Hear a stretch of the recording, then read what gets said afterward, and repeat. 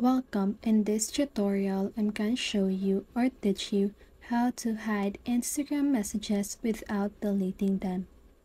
So, if you want to know how I did it, just keep on watching.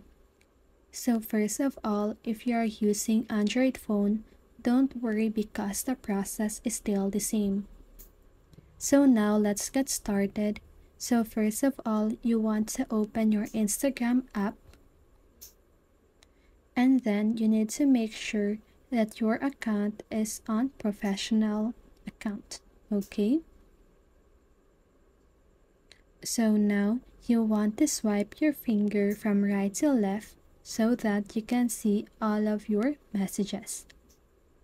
And now I want you to do is to swipe your finger again from right to left on the conversation that you want to hide and click on General.